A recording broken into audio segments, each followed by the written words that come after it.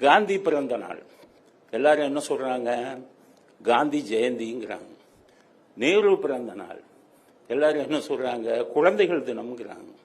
ராதாகிருஷ்ணன் ஒரு முன்னாள் ஜனாதிபதி இருந்தார், தமிழ்நாட்டை சேர்ந்தவர்.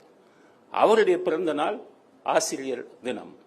ஆனால் நேதாஜி பிறந்த நாளுக்கு இந்த நாட்டில் இருக்கிற யாருமே பேர் வைக்கல. அதனால நம்ம பேர் வைக்கணும். வீரத்தின் தினம் அப்படிங்கிறது தான் நேதாஜியுடைய பிறந்த நாளை நம்ம பேர் வைக்கணும். இப்ப பாத்தீங்கன்னா நம்ம நாட்டில் இருக்கிற தலைவர்கள், வெளிநாடுகளில் எல்லா தலைவர்களுக்கும் 2 தினம் உண்டு. ஒன்னு பிறந்த தினம், இன்னொன்னு இறந்த தினம், அதை நினைவு தினம்னு கொண்டாடலாம். ஆனா உலகத்திலேயே ஒரே ஒரு தலைவருக்கு இறந்த தினம், நினைவு தினம் கொண்டாடவே முடியாது. அது யாருக்குன்னா நேதாஜி அவர்களுக்கு தான். ஏன்னா அவர் எப்ப இறந்தாரு, எப்படி இறந்தார், எந்த தேதியில் இறந்தாருங்கிறது இன்னைக்கு வரை யாருக்கும் தெரியாது.